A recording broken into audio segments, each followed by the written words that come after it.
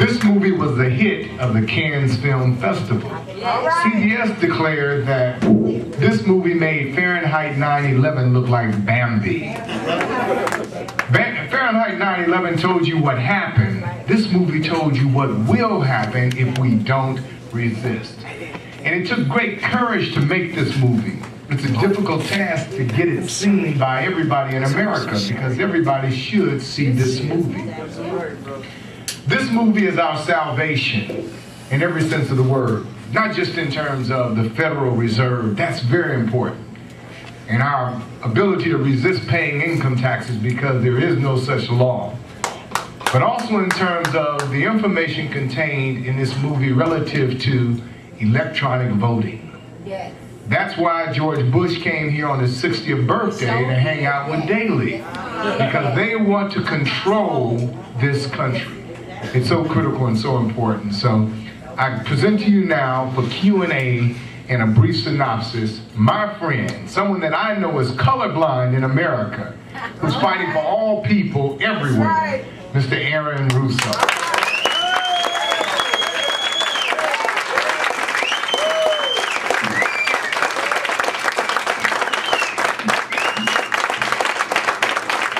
Thank you. Thank you very much. Thank you. I'm very appreciative to be here. I've never had this done before. You're really good at what you do. I was watching you during the movie, man. That guy was throwing my fist. I had no idea what was happening. You know? Anyway, I came here because I want to honor Doc Walls. You know, I really hope that we get him in to be mayor of Chicago.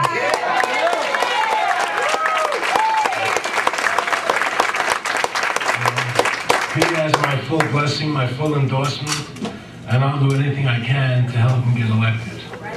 It's very important, and I know that he's going to be running against Mayor Daley and other people from the black community, and I certainly hope that we can somehow get the other members of the black community to drop out of the race. And talk against Mayor Daley, and I know he's going to kick his butt.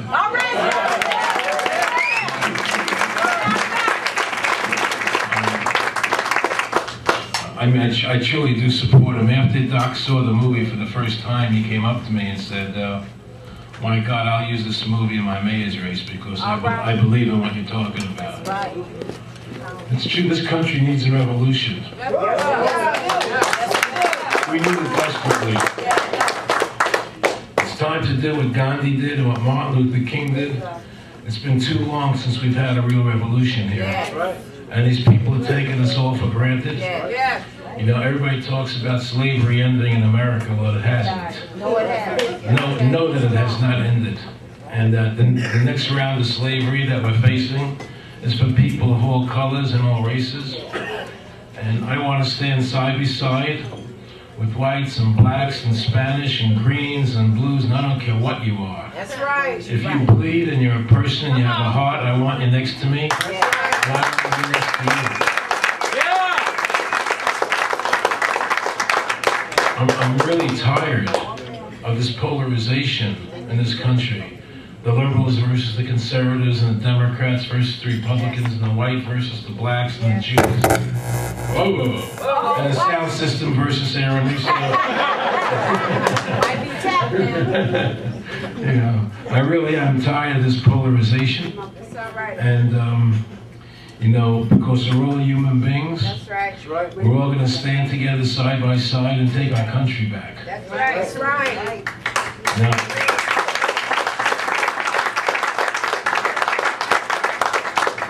the only people I don't want standing next to me are people who are not colorblind.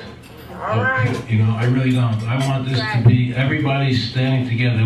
You had a 1 million man march on Washington. I want a 5 million person march on Washington. And the truth is, we have to shut down the Federal Reserve System. They are controlling us, they're controlling our government. We are no longer a government of the people, by the people, and for the people. We've become a government of institutions. Yeah, that's right. And I'm not here to serve institutions. I refuse to do that. I refuse to take a national ID card. I will not ever take a chip. But the way they're going to do it, they're not going to do the chip by law. They're going to do it in a way where the corporations force you to do it to keep your job, to get your computer started, maybe to open your refrigerator. You put the chip up against the refrigerator door. They're going to make it very difficult to live in this country without the chip. And that's how they're going to go about it. And we have to resist it in every way. And we need everybody talking to each other and spreading the word. The word has to be spread. You know, the media doesn't want to put me on the air. They don't want to show this movie. Okay, so we have to do it through word of mouth, through the internet. You understand? I mean, pretty soon I'm going to put, this movie's at the Ice Theater tonight in Chicago, and it'll be there Wednesday and Thursday. And I hope everybody here calls up people they know tomorrow and tells them to go to the Ice Theater and see it there tomorrow at 7 o'clock.